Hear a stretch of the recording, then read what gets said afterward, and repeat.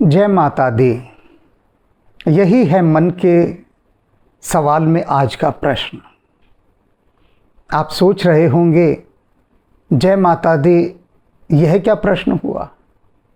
हाँ, यह प्रश्न है। विदेश में रह रहे एक भारतीय परिवार के बच्चे ने यह प्रश्न पूछा है। वह बच्चा अब युवक है, विदेश में ही उसका जन्म हुआ। उसके माता पिता ने उससे कहा कि यदि तेरे मन में कोई प्रश्न है तो तू उनसे पूछ सकता है। तो उसने प्रश्न पूछा कि भारत में लोग जय माता दी क्यों बोलते हैं। उसने कहा, मैंने अपने बहुत सारे सर्कल में ये देखा है, लोग जय माता दी बोलते हैं। तो इसका कारण क्या है ये जय माता दी बोलने का? अब इससे पहले मैं इस प्रश्न का उत्तर दूं, एक YouTube व्यूअर का मैं कमेंट्स यहाँ पर आप सबके साथ साझा करना चाहूँगा। मेरी टीम के सदस्यों ने बताया कि एक कमेंट आया है जिसमें कमेंट करने वाले ने लिखा है कि लोग आपसे कुछ भी उल्टे सुल्टे बेमतलब के सवाल पूछ लेते हैं, लेकिन आप उन सभी के प्रश्नों के उत्तर देते हैं। तो आप प्रश्नकर्ता के प्रश्न पर भी थोड़ा ध्यान दिया कीजिए।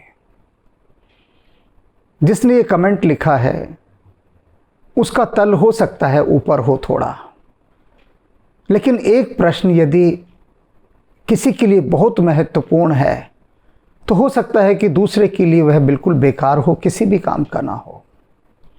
क्योंकि प्रश्न तो हमारे अपने जीवन से जुड़े होते हैं ना। अपने जीवन से जुड़े हुए प्रश्नों के कारण ही उनका मूल्य तय होता है। ऐसे लोग भी हैं कि जिनके लिए 1 रुपया भी ज़्यादा देना कहीं भारी पड़ जाता है। कोई सामान ले रहे हैं, सब्जी ले रहे हैं, तो उससे कहते हैं कि भैया 1 रुपया कम कर ले, क्योंकि उसके लिए 1 रुपये का बहुत मूल्य है। और ऐसे लोग भी संसार में हैं जो 10-10 हज़ार रुपये सिर्फ टिप में दे देते हैं। आप सोच के हैरान हो रहे होंगे, लेकिन ऐसे लोग हैं। टिप में ना सही नाच गाना चल रहा है, वहाँ पर 1-1, 2-2 लाख रुपए यूं ही उड़ा देते हैं नाच गाने में, बस हवा में। तो जो लाखों रुपए नाच गाने में हवा में उड़ा रहा है, उसके लिए उस 1 रुपये का कोई मूल्य नहीं। वो 1 रुपये का प्रश्न उसके लिए सबसे बेकार प्रश्न है। वह कहेगा, ये क्या मतलब हुआ कि 1 रुपये के पीछे हम तो लाखों रुपए नाच गाने पर लौटा देते हैं। यही बात लौट कर आती है कि आपके जीवन से जुड़े हुए होने के कारण प्रश्नों का मूल्य तय होता है या उनका महत्व निर्धारित होता है। तो लौटते हैं जय माता दी पर। जो पूछा गया है कि लोग जय माता दी क्यों कहते हैं, और मैं यह भी बता दूं कि यह प्रश्न दिखने में साधारण लगता है। एक उदाहरण के द्वारा बताऊंगा।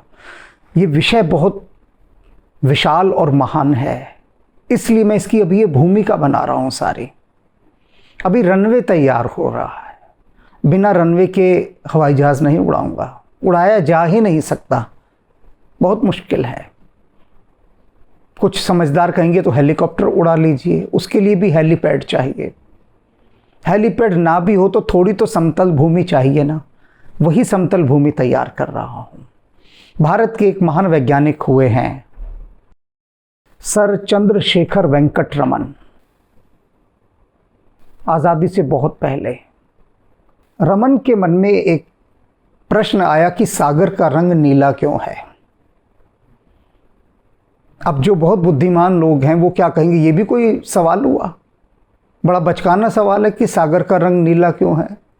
अरे यह भी कोई प्रश्न होता है? लेकिन रमन के मन में प्रश्न आया कि सागर का रंग नीला ही क्यों होता है। और इस प्रश्न का जो उन्होंने उत्तर तैयार किया उस पर उनको नोबेल प्राइज मिला। अब सोचिए, आप खुजलाते रहिए अपने सिर को, खंगालते रहिए अपनी बुद्धि को कि जिसे इतना साधारण सा प्रश्न माना गया उसके लिए नोबेल प्राइज, संसार का सबसे बड़ा सम्मान, पुरस्कार वो मिल गया कि सागर का रंग नीला क्यों होता है।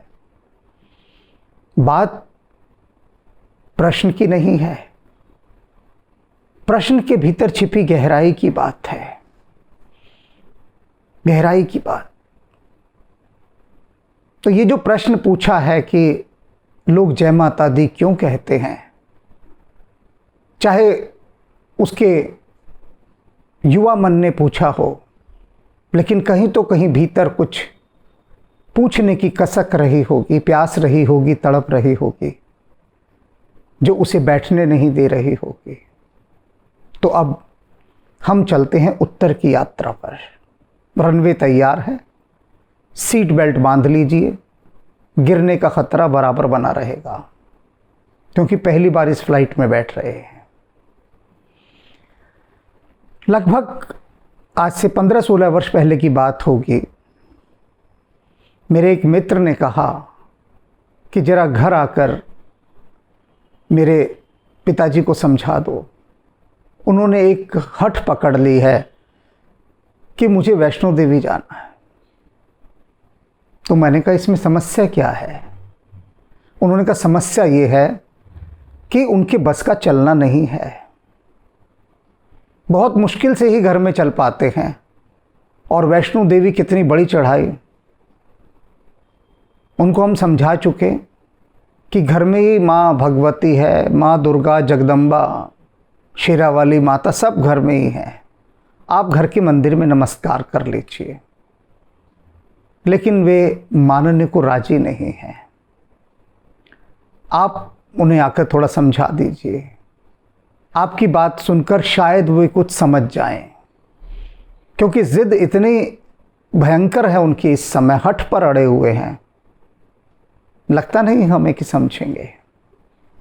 फिर भी एक कोशिश, क्योंकि आपको थोड़ा तो मानते हैं हमसे ज़्यादा, तो उसी नाते आप थोड़ा कह दीजिए। मैंने कहा ठीक है, मैं कह दूंगा। मैं गया उनके पास, उनका पूरा परिवार बैठा था। तो वे मुझे देखते ही बोले कि ये मेरा बेटा मुझे वैष्णो देवी जाने नहीं दे रहा। और ये बात नहीं कि कोई विरोध के कारण, ये मुझे चाहता इतना है, ये नहीं चाहता मुझे कोई तकलीफ़ हो। तो आप ही इसे समझाइए कि मुझे यात्रा पर जाने दे। मैंने उनके बेटे की तरफ देखा, वह प्रसन्न था कि अब मैं इनको समझाऊंगा। मैंने उनके बेटे से कहा कि सुनो भाई, इनकी वैष्णो देवी की यात्रा का प्रबंध करो, और तुम्हें मना करना ही नहीं चाहिए इनको। अब वो मेरा मुंह देखे।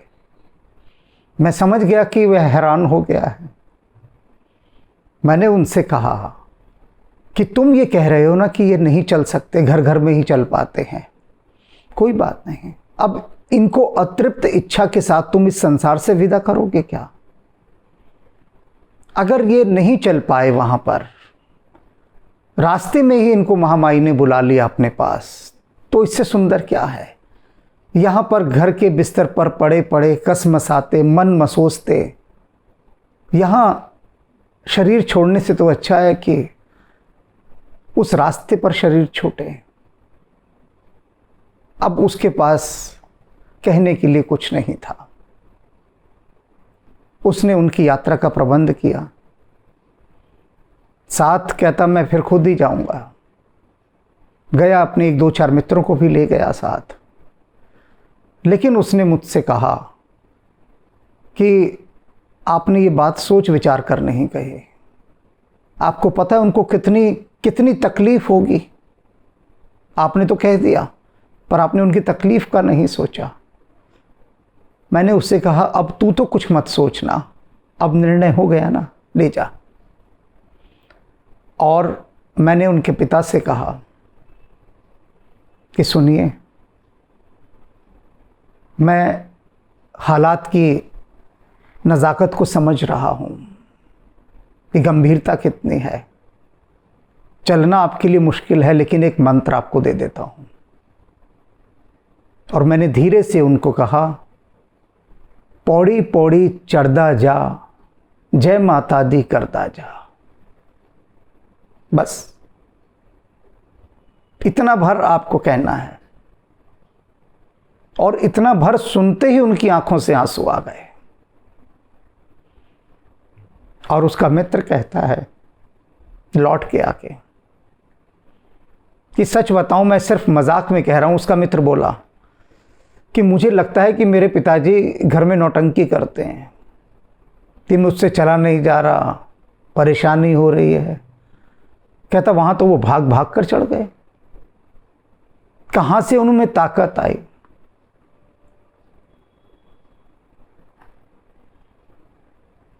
कोई नहीं जानता, कोई नहीं जानता। हमने उनसे पूछा कि घर तो आप 2 कदम नहीं चल पाते, और यहां आपके वो दर्द कहां गए, वो आपकी उदासी, वो आपकी निराशा, वो आपकी तकलीफ कहां गई। तो कहते वो कुछ बोले ही ना, बस एक ही बात बोल रहे, पौड़ी पौड़ी चढ़दा जा, जय माता दी करता जा। अनेक परिवार ऐसे हैं मेरे जानने वाले जो बिल्डिंगों में ऊंचे ऊंचे मालों पर रहते हैं। कोई 5th फ्लोर पे, कोई 7th फ्लोर पे, कोई 9th पे, कोई 3rd पे। और उनमें से अनेक ऐसे हैं जिनको लिफ्ट में जाने से डर लगता है। तो उनको मैंने यही सूत्र दिया कि कितनी बड़ी से बड़ी चढ़ाई हो, कितनी बड़ी बिल्डिंग हो, हर सीढ़ी पर पैर रखते हुए, पौड़ी कहते हैं सीढ़ी को, स्टेयर्स पंजाबी का शब्द है पौड़ी। जैसे आपने हरिद्वार के लिए सुना होगा हर की पौड़ी, पौड़ी माने सीढ़ियां, सोपान। सीढ़ियों से ही तो चढ़ के आदमी ऊपर जाता है। तो हर सीढ़ी पर चढ़ते हुए बोलो, पौड़ी पौड़ी चढ़दा जा, जय माता दी करदा जा। तो ये जो जय माता दी है, कब से न जाने कब से अनंत अनंत अनंत भक्त पुकारते जा रहे हैं, जय माता दी, जय माता दी, जय माता दी। तो ये जो जय माता दी शब्द की जो तरंगे हैं,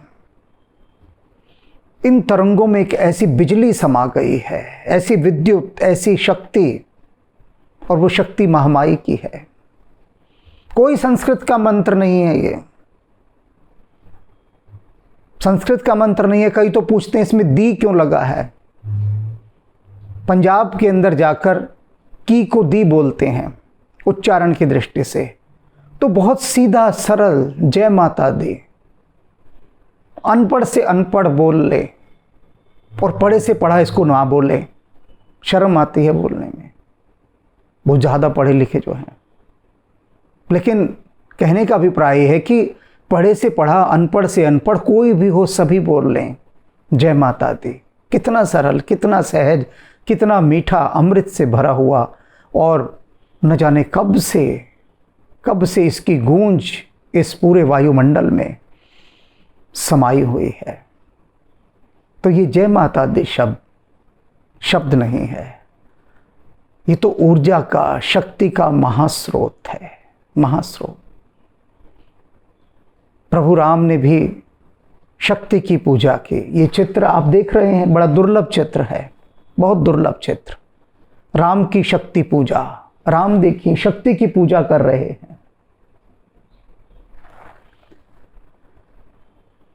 शक्ति ही हर काम के लिए चाहिए होती है, पावर।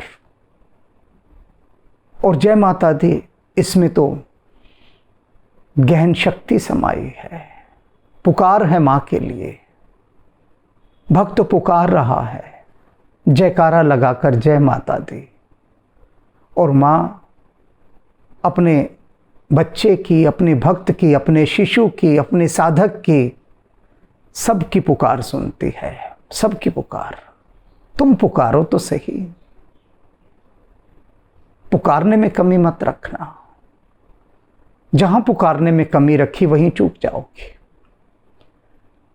तो आज इस सूत्र को ध्यान रखें, जब कभी भी कहीं सीढ़ियां चढ़ें, बोलें जय माता दी, जय माता दी, जय माता दी। सिर्फ सीढ़ियां चढ़ जाएंगे, कहां कहां की सीढ़ियां चढ़ जाएंगे, पता ही नहीं लगेगा सीढ़ियां चढ़ चढ़ कर कहां पहुंच गए। कुछ नहीं होगा, कोई घबराहट नहीं होगी, कोई बेचैनी नहीं होगी, कोई सांस नहीं फूलेगा, कुछ भी नहीं होगा। हाँ, आनंद छा जाएगा, रस की धारें फूट पड़ेंगी, बहुत धीमे से, कोई हबड़ तबड़ नहीं, कोई भागा दौड़ी नहीं। और इसे ध्यान विधि भी बना लीजिए। बहुत समय से ध्यान विधि नहीं दी मैंने, तो लोग पूछ रहे हैं आपने कोई ध्यान विधि नहीं दी। वैसे तो हर व्याख्यान में ध्यान विधि ही होती है, लेकिन मैं उनसे पूछता हूं कि जो अब से पहले इतनी ध्यान विधि दी उनका क्या हुआ। अनेक कहते हैं हम कर रहे हैं और लाभान्वित भी हो रहे हैं, और कुछ कहते हैं कि हमें ध्यान विधि करते समय शर्म आती है, संकोच होता है कि कोई देखेगा तो क्या कहेगा। तो अलग बात, लेकिन आज जो ये जय माता दी का महामंत्र है, इसे जीवन में उतार लीजिए। जब भी कोई चढ़ाई करनी हो तो जय माता दी को मत भूलिए। एक माता जी मुझसे बोली कि मुझे अपने बेटे पर बड़ा गुस्सा आता है। मैंने उससे कहा था कि जिस सोसाइटी में तू घर ले रहा है वहाँ पर फर्स्ट फ्लोर पर लेना, लेकिन उसने 7th फ्लोर ले लिया, 7वीं मंजिल पर। और मैं जब भी वो सीढ़ियाँ चढ़ती हूँ तो हमेशा अपने बेटे को डांटते हुए ही चढ़ती हूँ। सीढ़ियाँ चढ़ती हूँ और अपने बेटे को डांटती रहती हूँ कि पागल है, माँ से प्यार नहीं करता, अकल नहीं है, बहू के बहकावे में आके 7वीं मंजिल पे जाकर टंग गया, माँ का नहीं सोचा। अब उनको डर लगता है लिफ्ट में जाने से, घबराहट होती है।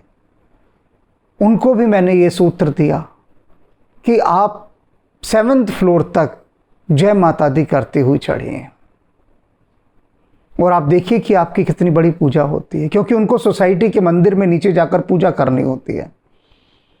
तो मैंने कहा जब उतरें तब जय माता दी, जब चढ़ें जय माता दी, और बहुत धीरे धीरे। तो उन्होंने कहा ये तो मेरे जीवन में चमत्कार घट गया, क्योंकि वो 10-15 सीढ़ी चढ़ने के बाद वहीं सीढ़ियों पर बैठ जाते हैं। वहाँ एक प्लेटफॉर्म बना होता है हर 10-15 सीढ़ी के बाद, फर्स्ट फ्लोर के बाद, सेकंड के बाद। आधे घंटे तक चढ़ती हैं चाहे वे ऊपर जाके, लेकिन उनको मज़ा आ जाता है। 10 सीढ़ियाँ चढ़ी, प्यार से जय माता दी कहते हुए फिर बैठ गई, थोड़ा ध्यान किया, फिर चढ़ी, फिर बैठे। जल्दी है नहीं, कहीं ऑफिस जाना नहीं है, कोई कुछ करना नहीं, घर ही पहुँचना है। तो वो जो समय उनका इरिटेशन में बीतता था वो उनका ध्यान में परिवर्तित हो गया। हमारे ऊपर निर्भर करता है कि हम अपने समय को चिड़चिड़ेपन में, गुस्से में, नफरत में, इनमें बिताएं, या फिर परमात्मा के साथ एक रूप होकर ध्यान में बिताएं। आज से जब भी सीढ़ियाँ चढ़ें बहुत धीरे से चढ़ें, और हर सीढ़ी पर बोलें जय माता दी, जय माता दी, जय माता दी। और उसके बाद देखिए जगत जननी माँ जगदम्बा आपके भीतर कैसी शक्ति का संचार करती है। कहते हैं ना, मूकम करोति वाचालम पंगुम लंघय गिरिवर गहन। अरे लंगड़े पहाड़ टाप जाते हैं, गूंगे बोलने लगते हैं, महामाई की कृपा हो जाए तो। दुर्गा सप्तशती कहती है, सैषाम प्रसन्ना वरदा नृणाम भवति मुक्तये, कि वह महामाई जब प्रसन्न होती है तो मनुष्यों को मुक्त कर देती है। तो शक्ति पाने के इस महामंत्र को अपने हृदय में समा लीजिए। जय माता दी।